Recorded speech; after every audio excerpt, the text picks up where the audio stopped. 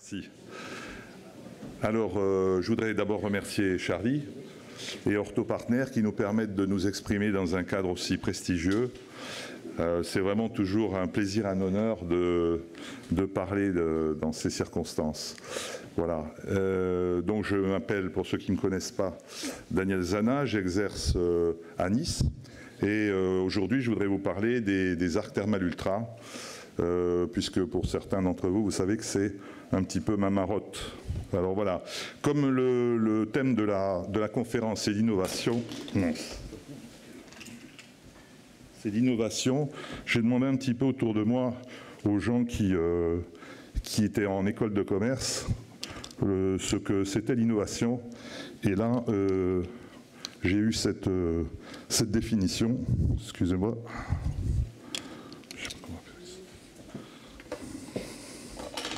Voilà, l'innovation, ce n'est pas une rupture technologique, mais plutôt un phénomène d'amélioration continue. Donc c'est exactement le cas du Genius System, avec d'abord des braquettes qui nous ont permis d'observer une innovation, bien entendu, depuis l'angle. Alors je ne suis pas aussi vieux que ça pour avoir connu ça, mais quand même j'ai connu enfin toutes ces évolutions jusqu'à que, on va dire, l'homme nouveau vienne dans la lumière apporter le nouveau braquette, le brandir pour nous, et ce braquette, c'est Genius, avec lequel on travaille avec beaucoup de plaisir aujourd'hui. Voilà. Merci, Émeric. Donc, le voilà dans son bel habit de lumière, et bien sûr, à la Coupe du Monde des braquettes, sans nul doute, il remporterait la palme. Voilà. Merci, Ephraim. Bon, mais si l'ALP, sont des braquettes, dans le Genius System, c'est un système. Donc, ce n'est pas que des braquettes, c'est aussi des fils. Et là, aujourd'hui, je voudrais donc vous parler des fils Thermal Ultra. Ce sont des fils exceptionnels qui marchent extrêmement bien et qui nous occupent, à vrai dire, le Niti en général et les Thermal Ultra en particulier, à peu près les trois quarts d'un temps de traitement. Et ma question rituelle, c'est pourquoi donc les orthodontistes accordent-ils plus d'importance au choix de leur braquette qu'à celui de l'arc? Il n'est pas pensable pour moi aujourd'hui de travailler avec un aussi bon verrou que le Genius en ignorant la qualité de ces arcs qui vont avec et qui constituent un système, un tout ensemble. Hein, donc leur utilisation absolument recommandée. Il y a 2 ans, je vous avais parlé de la thermoélasticité, je vous avais présenté donc les familles complémentaires que propose Orthopartners, et j'avais décrit les qualités de cette 3e famille, la famille Thermal Ultra, dont elles sont complémentaires dans leur retour à la forme austénitique. J'avais parlé un peu de ça, martensite austénite.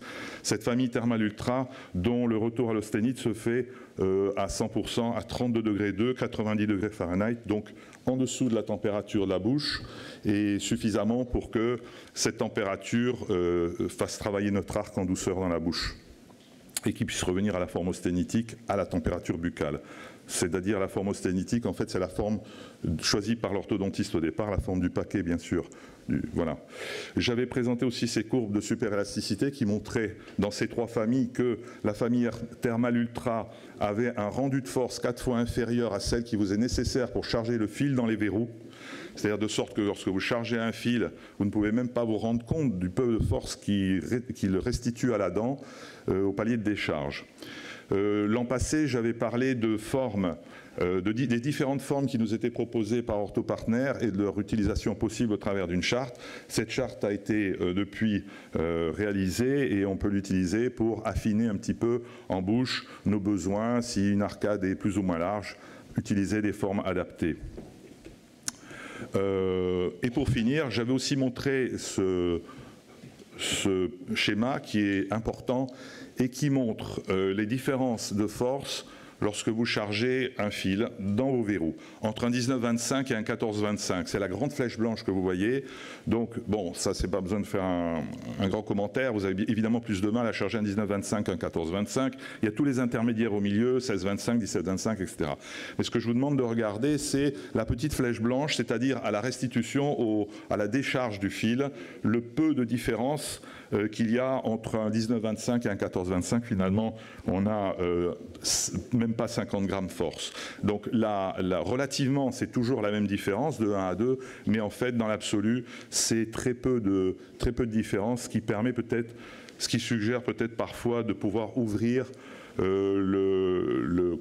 la décision à l'utilisation de séquences parallèles.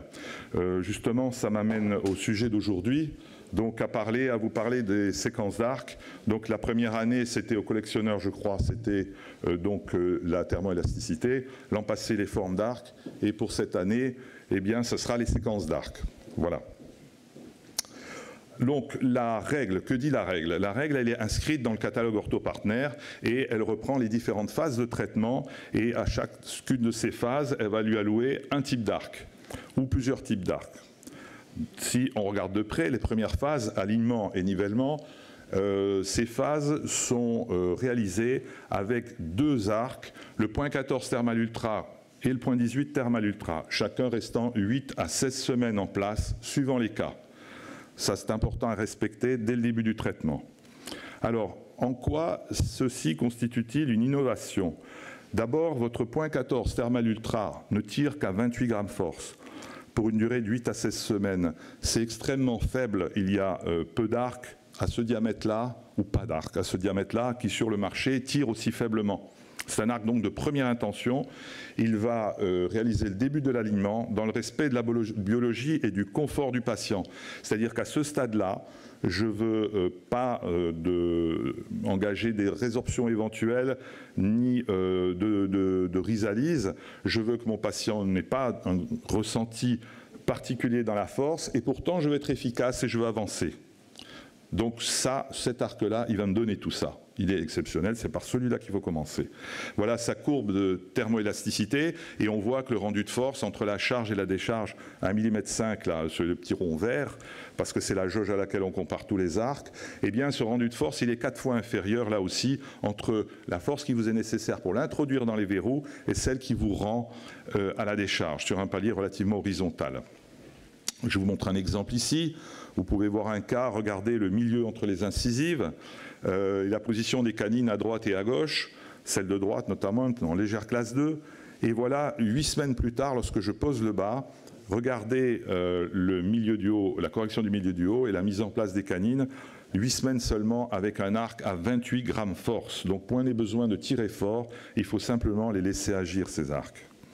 Là, j'ai poussé le bouchon plus loin.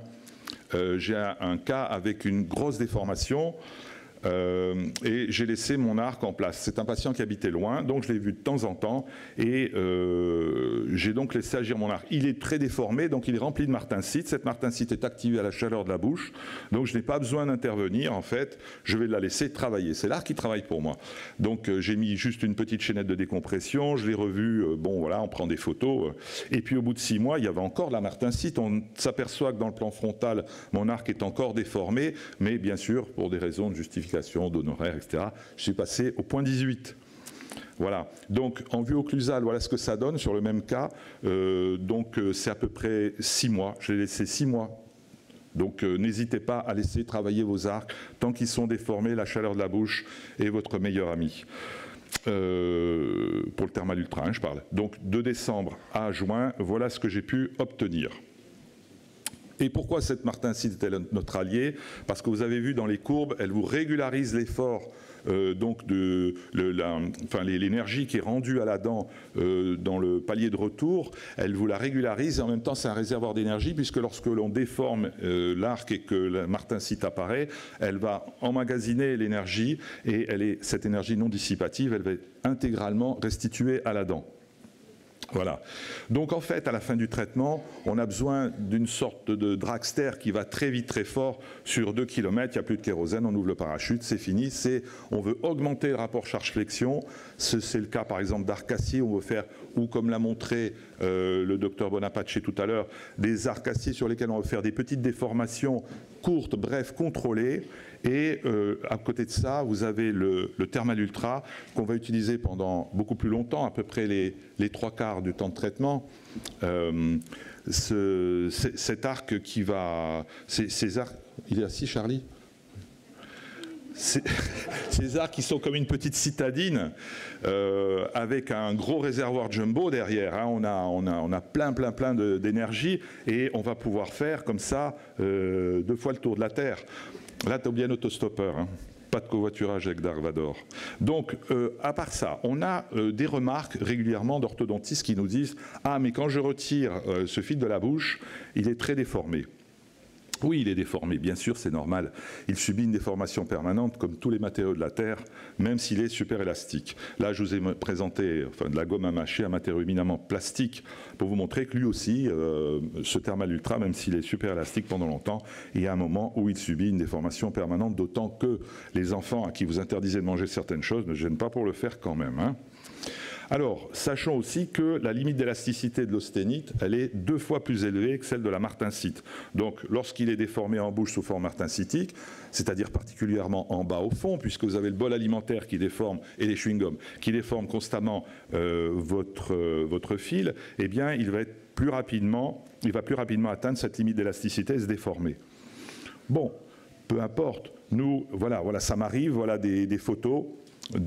Ça m'arrive tout le temps, hein, d'ailleurs, moi aussi, ces arcs sont très déformés, mais peu importe, parce que lorsque vous faites un petit trait, là je vous ai mis des flèches rouges, amusez-vous à faire ça en distal des braquettes de première prémolaire, vous allez constater que dans la zone antérieure, votre fil n'est pas déformé. C'est ça qui est important, parce qu'à ce niveau-là, vous êtes là pour protéger les antérieurs, les monoradiculés. Quand vous commencez un traitement, il s'agit de faire du différentiel, commencer par protéger les antérieurs, de bien les niveler, et puis voilà, ce qui est fait derrière et peut être fait derrière. Alors vous allez me dire, voilà, pourquoi tu bacs pas alors de 4 à 4? Ça, c'est ce qu'on peut obtenir en 8 semaines, mais ça fait rien. Moi, j'emmène jusqu'au 6. Je sais que dans un premier temps, je ferai ce que je ferai en secteur postérieur, et ensuite, on attaquera ça avec des arcs plus lourds. L'essentiel étant de protéger les plus faibles, c'est-à-dire les racines, les petites racines de nos petites incisives inférieures. Bien. À part ça, j'aimerais vous faire part du ressenti du patient, parce que c'est aussi lui qui compte quelque part, puisqu'on est là pour le traiter, et assurer quand même un confort. Ce n'est pas seulement des dents qu'on traite, c'est un patient aussi. Donc voilà, j'ai effectué pour vous des tests de sensibilité. Vous pouvez faire ça chez vous au cabinet, c'est très simple. Vous prenez une feuille de papier, vous faites un quadrillage, et vous demandez, alors pas la douleur, parce que ça c'est pas très marketing, vous demandez la sensibilité. Dis-moi la sensibilité que tu vas ressentir du 1er jour au 8e jour, et tu me la notes de 0 à 10. Voilà, hors repas, pendant les repas. Ça vous donne d'infâmes tableaux de chiffres. Là, ici, j'ai utilisé 29 cas du haut et 21 cas du bas. Bon, on va tout de suite passer aux histogrammes, parce que c'est plus facile à digérer. Donc, à gauche, vous avez les valeurs absolues par jour, à droite, les moyennes, et en bleu, en haut, et en vert, le bas. On se rend compte d'une chose. C'est que la sensibilité va démarrer dès le 1er jour. Ça, c'est... Déjà, Reitan nous indiquait ça 2 heures après. Voilà, on a les premières réactions. Je pose mes appareils le matin ou en début d'après-midi, jamais après 16h30. Donc, on peut se rendre compte que dès le 1er jour déjà, ça attaque. Le 2e jour est le plus élevé, de loin. Et puis, il y a une décroissance qui est plus rapide en haut qu'en bas. Et on peut dire qu'à partir du 6e jour, eh bien, 5e, 6e jour, on va dire, là, c'est ce qui reste comme sensibilité vraiment vénielle. C'est bon, vous pouvez dire à la famille que ça sera bon après ça. Après, sur la sensibilité en mangeant, là, c'est un petit peu différent. En fait, les courbes sont déplacées vers le haut naturellement. En mangeant, c'est toujours un petit peu plus sensible, on s'en serait douté. Donc vous avez le même type de courbe déplacée vers le haut.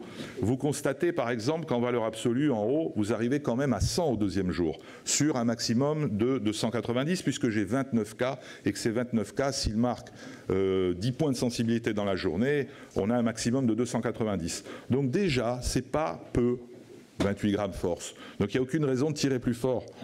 Pour le confort et la biologie. Il faut y aller doucement. Pour résumer, la sensibilité démarre le jour de la pause, elle est plus ressentie en haut. Le 2e jour est le plus sensible, elle est plus ressentie en mangeant, on s'en serait douté, et elle décroît plus vite en haut, et cette sensibilité dure environ 5 jours, 5 à 6 jours.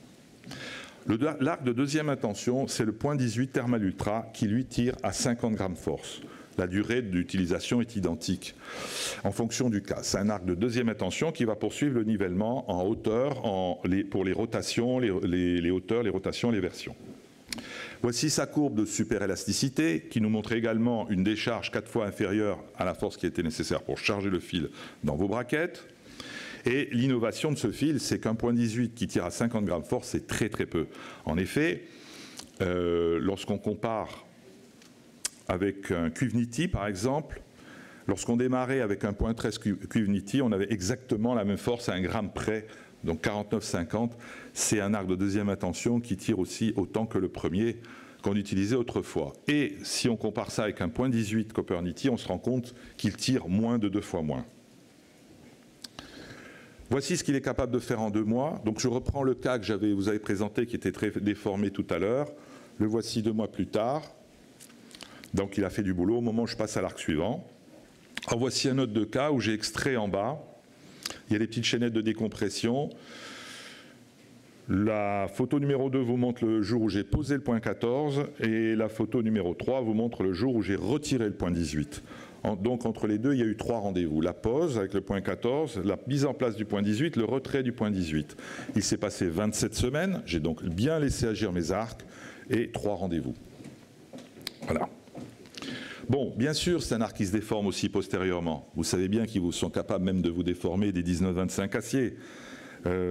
Voilà des exemples, ça m'arrive aussi, bien entendu, mais de la même façon. Alors moins, bien sûr, qu'un point 14, bien entendu, mais de la même façon, moi, ce qui m'intéresse à ce stade, c'est de protéger mes antérieurs, mes monoradiculés, et de commencer à prendre un peu plus en charge mes dents moyennes et postérieures.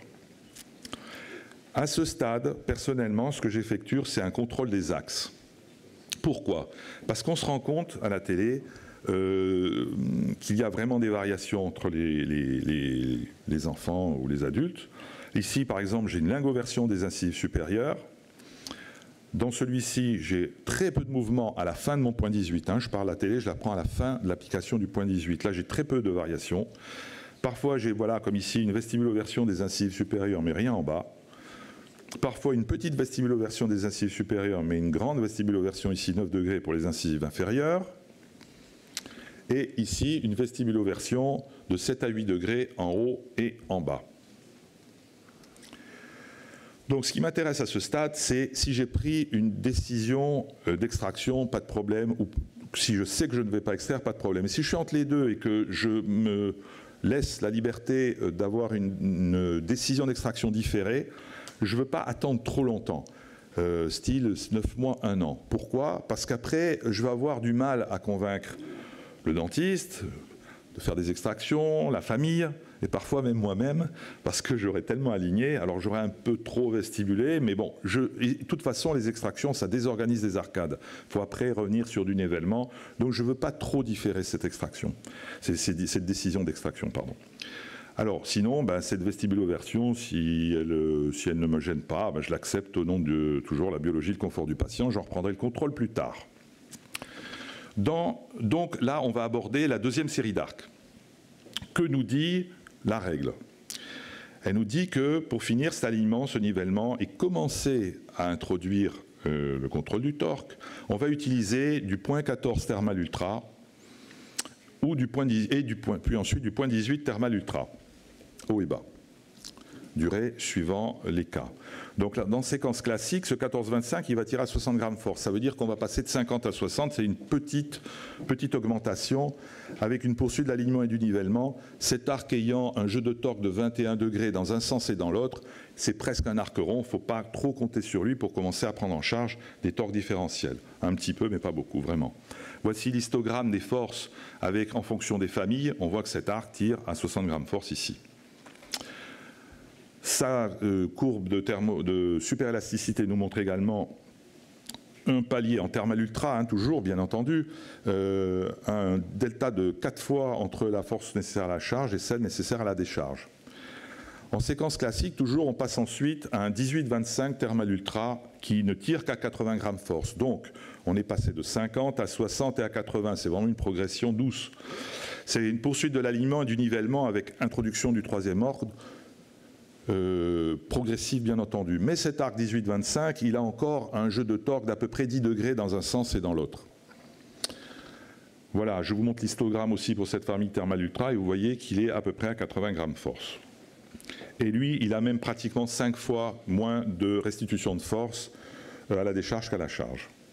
Si on prend une charte de torque c'est quoi? Il y a des gens très sérieux qui se penchent sur le calcul du jeu de torque. C'est très simple, on prend un slot, on imagine qu'il a la taille, la valeur nominale, que l'arc a la valeur nominale, et ensuite on fait un peu de trigonométrie, et on nous donne les jeux de torque dans un sens et dans l'autre. Et ici, par exemple, un 18-25, on se rend compte qu'il a à peu près 10 degrés dans un sens et dans l'autre, ce qui n'est peut-être pas énorme pour commencer à contrôler ce torque, les torques différentiels. Par ailleurs, dans la règle, il est marqué, il est noté 2 petites possibilités annexes d'utilisation. Ici, le point 18 carré et en dessous, le 20-20 carré.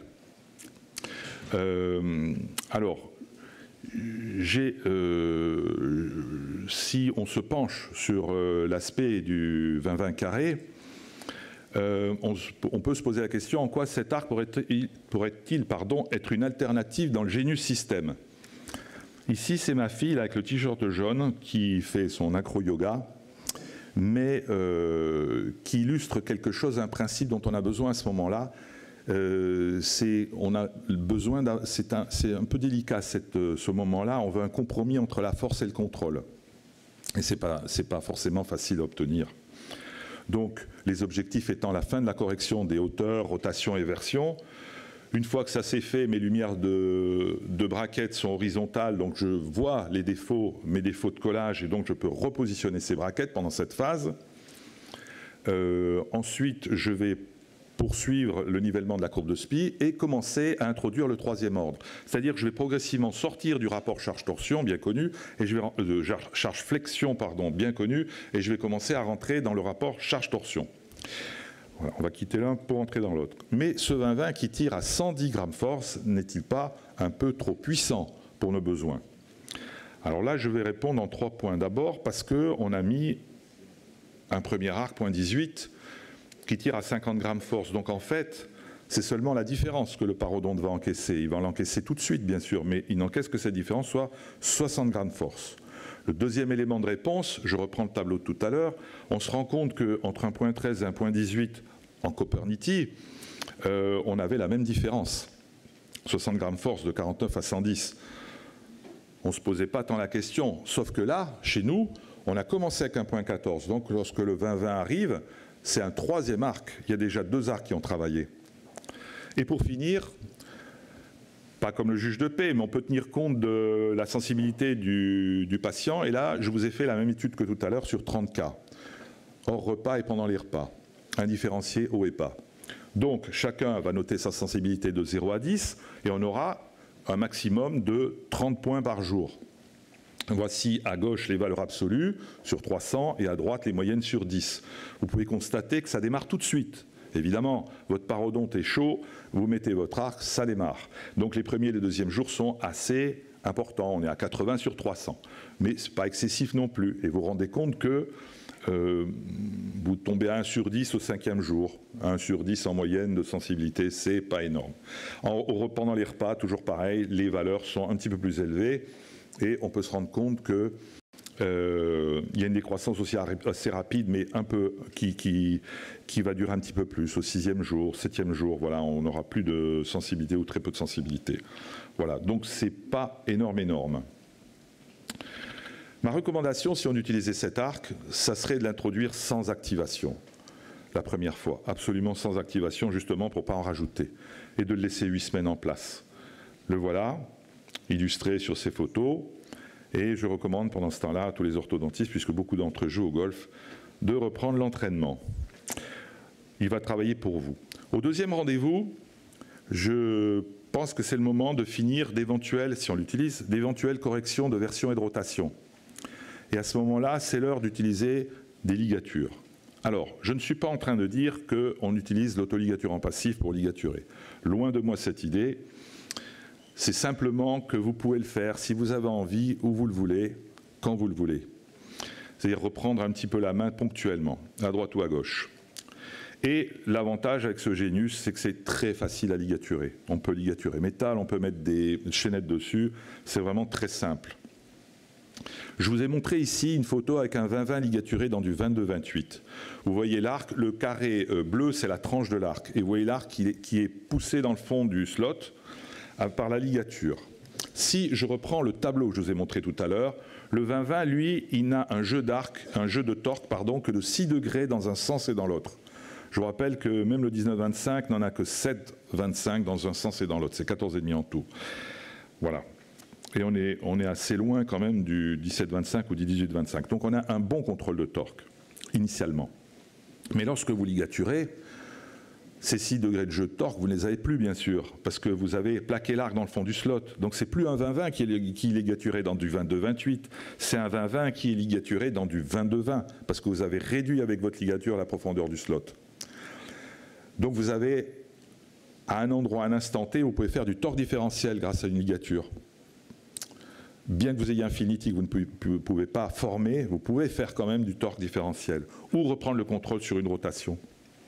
En quelque sorte, grâce à cette ligature, vous pouvez ponctuellement, quand bon vous semble, diminuer le jeu de l'arc dans 2 sens de l'espace. Réduire la taille de la gorge vous permet d'activer le rapport charge-flexion, celui qui concerne la correction éventuelle d'une rotation résiduelle, et activer le rapport charge-torsion, celui qui vous permet de faire du torque différentiel, comme je le disais tout à l'heure. Mais, question, qu'en est-il des versions mésio-distales, c'est-à-dire le 3e sens de l'espace? Eh bien, c'est là peut-être que l'utilisation du 20-20 va prendre tout son sens. En effet, si une ligature permet de réduire, pour notre plus grand intérêt, la profondeur d'une gorge, la hauteur, jamais vous n'y arriverez, bien sûr, avec une ligature, hein, c'est pas possible. Donc l'intérêt, c'est de prendre peut-être un arc dont la taille, la cote verticale est la plus haute possible pour remplir le verrou le mieux possible, pour mieux contrôler les versions mésio-distales. Voilà. Donc ici, on a un 0.020 dans du 0.022. Si on regarde d'un peu plus près, on voit la cote de l'arc, on voit la cote du slot, et on a en fait entre les deux une variation de 2 millièmes d'inch. Ce qui est très peu et ce qui permet de contrôler ce troisième sens. Mais comparaison n'est pas raison, en effet, tous ces calculs et cette précision n'auraient aucune raison d'être si on n'avait pas un bon verrou. Déjà en 2004, Cash avait signalé que les verrous n'ont jamais la cote à laquelle vous pouvez vous attendre. Vous pensez travailler en 22-28, mais vous ne travaillez jamais en 22-28. Vous travaillez avec des verrous qui sont surdimensionnés.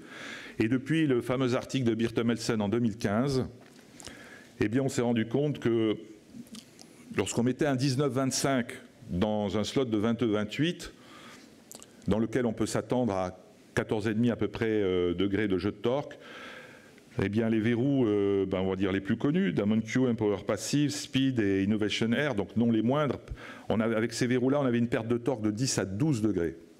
Ça va de 24,1 à 26,7, vous voyez, 10 à 12 degrés. Donc vous pouvez faire toutes les élucubrations que vous voulez avec vos arcs. Dans ces verrous-là, ce n'est pas la peine. Restez tranquille, on se fatigue pour rien. Donc, voilà, je disais là, normalement, un 19-25, c'est à 14,5 degrés de jeu de torque. Hein. Pourquoi tout ça? Parce que le contrôle du torque est directement lié à la fabrication du verrou, bien entendu. Alors, qu'en est-il de notre verrou favori qu'on aime tant, avec lequel on aime tant travailler? Alors, d'abord, il faut savoir une chose, c'est qu'en ce bas monde, il n'y a pas un fournisseur qui veut vous proposer un slot 22-28. Ça n'existe pas. Dans une fabrication industrielle, il y a toujours une tolérance. Et il s'agit simplement de sélectionner le fournisseur qui aura la plus petite tolérance. Donc, il contrôlera le mieux la fabrication. Théoriquement, vous savez que c'est du Metal Injection Molding. En MIM, on a une tolérance d'environ 0,02 mm dans un sens et dans l'autre, c'est-à-dire 8-10 millièmes d'inch, normalement. Il se trouve que même notre fournisseur taïwanais contrôle très bien cette tolérance. Maintenance des moules, changement des moules, c'est de la volonté, c'est des sous aussi. Et alors eux, ils sont en système métrique, donc ils ne partent pas comme nous en inch, ils ne sont pas pollués par les mesures anglo-saxonnes. Donc si vous voulez, pour faire bref, dans la profondeur, donc en 0,028, ils sont entre 0,69 et 0,73 mm. 0,028, c'est à peu près 0,71 mm. Donc vous voyez, il y a bien les 0,2 mm de part et d'autre. La plus petite cote étant à 0,0272. C'est la raison pour laquelle mon ami Ephraim Medina, lorsqu'il fait son test avec un arc 0,215 par 0,275, n'arrive pas à fermer ou peu à fermer certains volets parce qu'il est en 0,0275. Tout à l'heure, je vous ai montré, la plus petite cote était en 0,272, ce qui vous permet d'exprimer à quel point, de comprendre à quel point ce verrou est précis. Il y a une autre petite expérience à laquelle je me suis livré, ça vous pouvez faire ça aussi à la maison. Vous faites une petite charte de torque comme ça, sur une feuille de papier, de 5 degrés en 5 degrés, c'est pas compliqué. Vous prenez votre typodonte Genius et vous prenez un 19-25 acier. Alors vous ne le mettez pas comme ça, vous allez le mettre dans l'autre sens. Vous allez le mettre dans l'autre sens et vous allez fermer votre verrou et caler votre arc sur le zéro de la charte. Et vous faites ça dans un sens et dans l'autre pour voir bien sûr le jeu dans les deux sens. Vous alignez les deux brins de l'arc et vous regardez ce que ça donne sur la charte.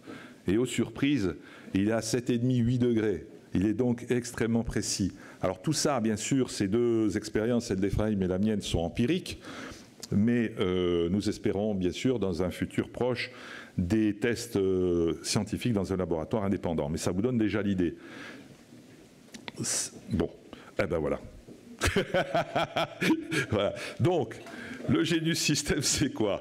C'est avoir un bracket fiable, je viens d'en parler, et des arcs de qualité. C'est également utiliser des formes d'arcs adéquates et, bien entendu, aussi avoir une séquence d'arcs adaptée.